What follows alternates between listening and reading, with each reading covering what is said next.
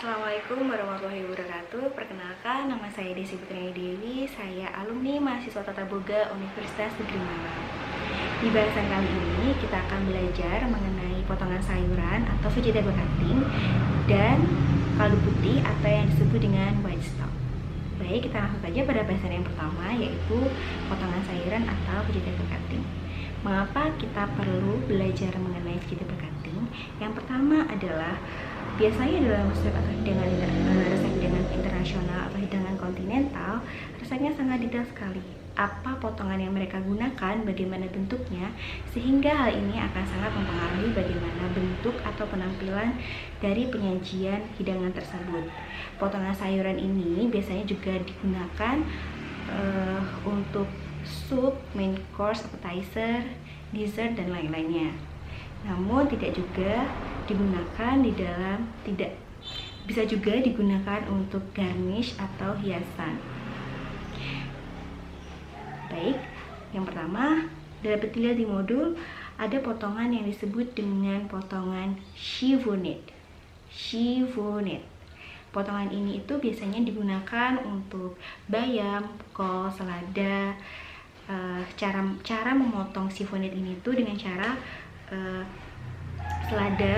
seladanya kita tata dulu, kemudian kita gulung dan kita iris tipis-tipis. Kemudian untuk bentuknya bisa dilihat di gambar atau di modul yang sudah disampaikan.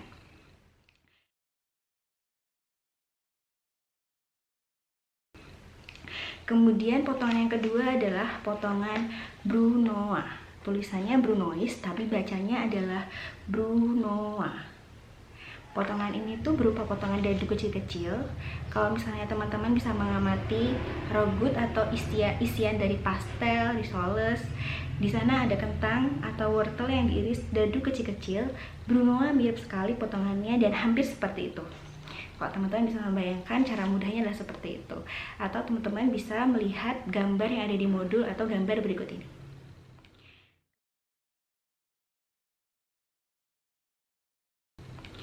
Kemudian di potongan ketiga ada paysan. Potongan ini tuh berupa potongan yang tipis-tipis. Biasanya digunakan oleh wortel, bisa juga digunakan untuk kentang. Biasanya kalau misalnya teman-teman bisa mengamati, potongan itu bisa berbentuk segitiga, segi empat, atau bulat. Tinggal diiris tipis aja. Bisa dilihat di gambar atau ada di modul yang sudah disampaikan.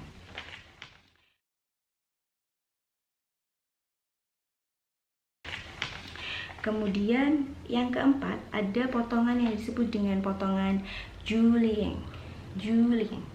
Potongan itu kalau bahasa Indonesianya itu bisa dikenal dengan potongan korek api. Teman-teman sudah sering sekali teman-teman melakukan hal ini di luar negeri atau di hidangan internasional, itu bisa disebut dengan potongan julienne. Biasanya potongan itu bisa digunakan untuk wortel, lobak, kentang, dan lain-lainnya. Bisa dilihat di gambar atau video berikut ini.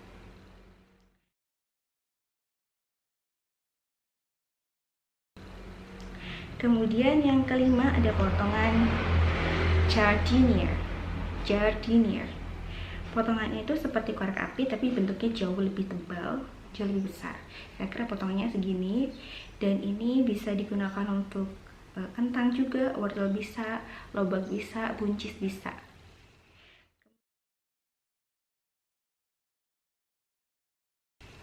Kemudian yang keenam adalah potongan chop. Chop ini biasa kita sebut dengan potongan cincang kasar. Bisa digunakan untuk bawang bombay, shallot, kemudian onion, parsley. Caranya gampang sekali, tinggal kita slice tipis-tipis, kemudian kita cacah kasar. Mungkin teman-teman sudah pernah banyak mengetahui bagaimana potongan ini. Atau jika teman-teman masih bingung, masih bisa dilihat di gambar atau di modul yang disampaikan.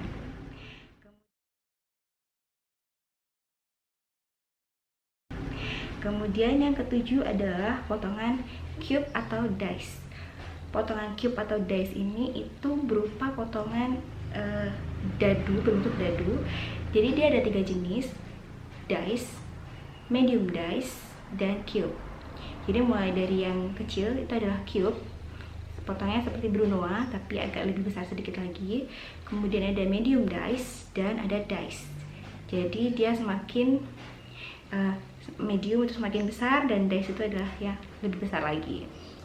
Kemudian untuk ukurannya sendiri bisa dilihat di modul yang sudah disampaikan. Jadi nanti teman-teman bisa mengamati, bisa melihat bagaimana bentuknya, bagaimana ukurannya. Di sana sudah bisa dilihat dan teman-teman bisa mengamati sendiri. Apabila masih bingung bisa dibaca kembali dan bisa diamati bagaimana gambar di berikut ini.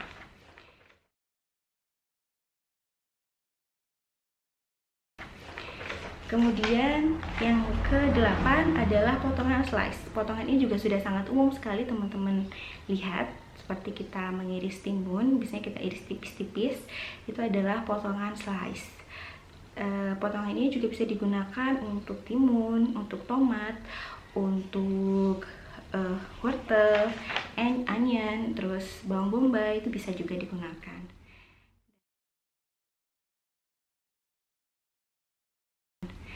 Dan yang ke-9 adalah wedges. Potongan wedges itu juga bisa digunakan untuk tomat, untuk kentang, dan potongan ini tuh sudah sangat sering sekali digunakan karena potongannya sangat cepat sekali ya. Bisa digunakan untuk memasak atau side dish dan lain-lainnya. Untuk gambarnya bisa dilihat, untuk gambar dan langkah-langkahnya bisa dilihat di modul dan bisa dilihat pada gambar di bawah ini.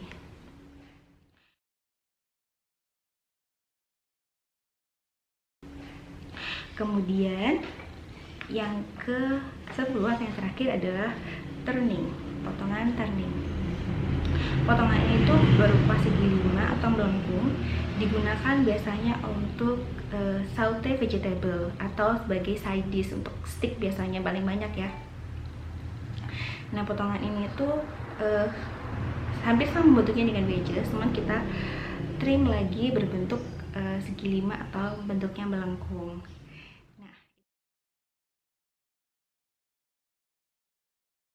Nah, itu dia beberapa potongan sayuran yang dapat kita pelajari. Apabila masih ada kesulitan atau kebingungan, teman-teman bisa mengamati dan bisa mencobanya di rumah masing-masing. Bagaimana dengan bentuknya, bagaimana dengan ukurannya, dan sesuai dengan materi atau modul yang sudah disampaikan.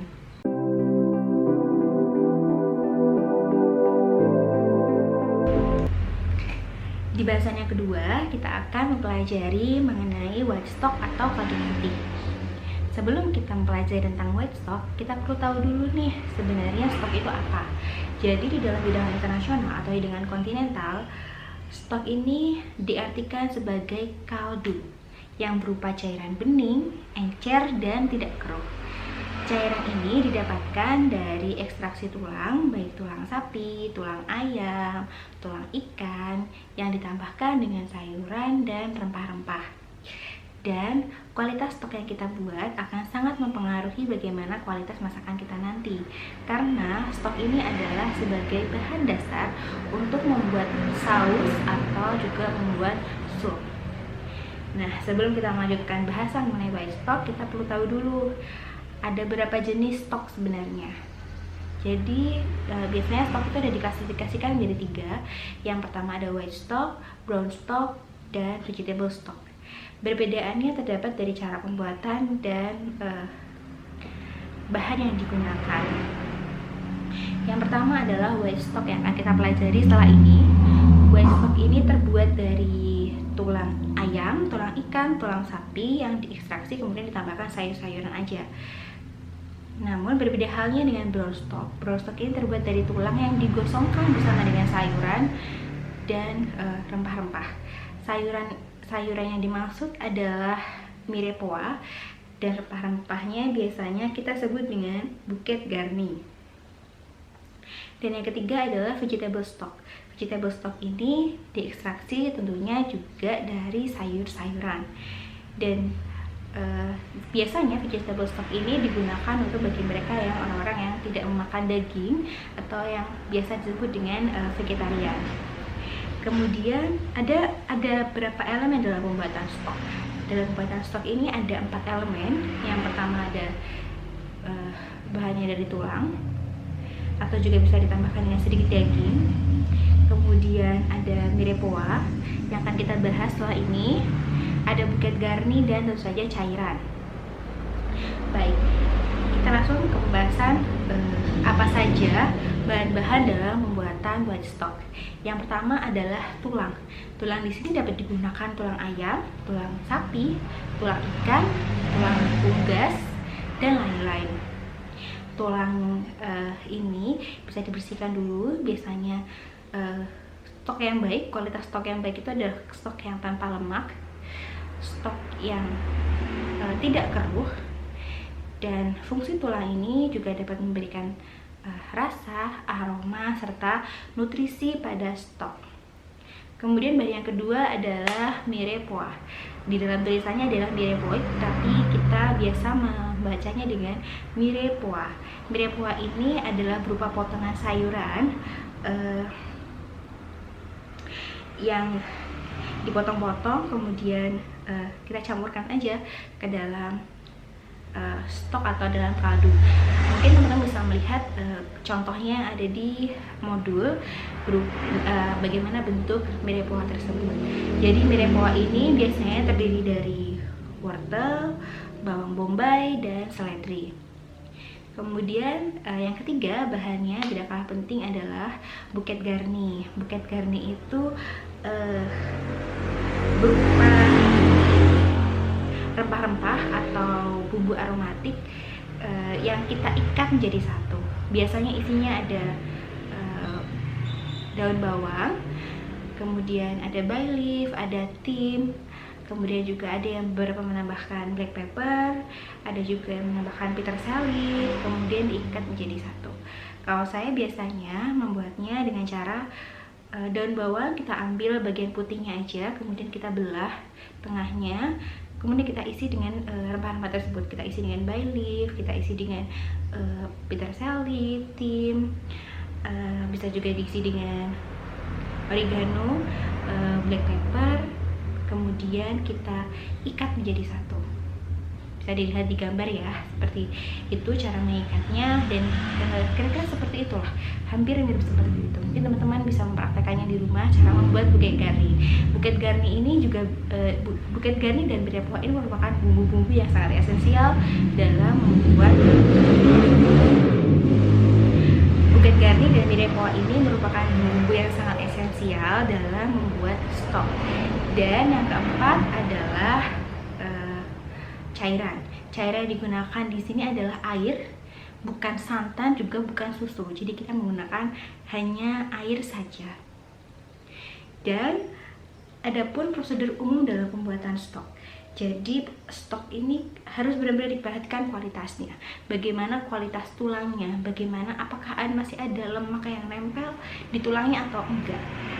Jadi yang baik itu ada tanpa lemak, juga lemak ini akan mengakibatkan stok ini berkeruh dan tidak cantik, tidak enak gitu. Dan bagaimana sih prosedurnya? Biasanya yang pertama adalah tulangnya kita bersihkan dulu dari sisa-sisa daging yang menempel, karena daging-daging itu adalah membuat stok menjadi keruh, membuat stok menjadi tidak sedap ya. Jadi harus kita hilangkan dulu lemak-lemak yang ada atau daging-daging yang menempel di tulangnya. Jadi misalnya tulang ikan atau tulang sapi yang masih ada dagingnya, atau tulang ayam masih ada dagingnya, kita sisih dulu. Kita bersihkan dulu dari daging-dagingnya. Kita bersihkan dulu dari daging-dagingnya hingga tulang itu bersih.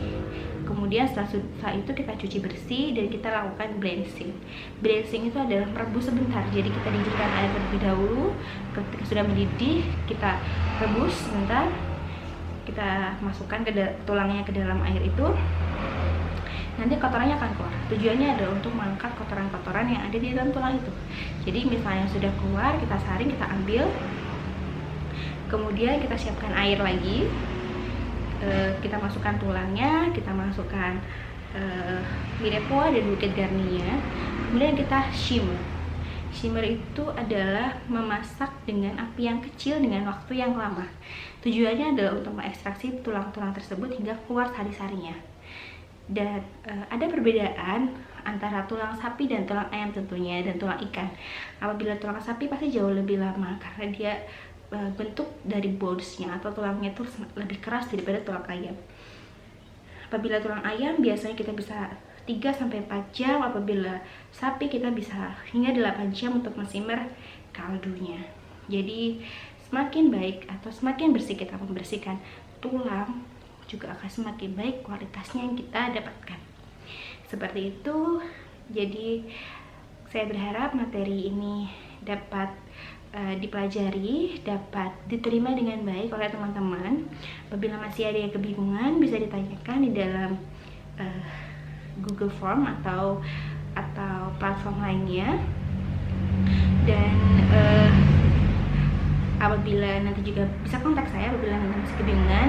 Silakan dulu dibaca-baca bagaimana modulnya, bagaimana materinya, nanti bisa dipraktekkan di rumah masing-masing.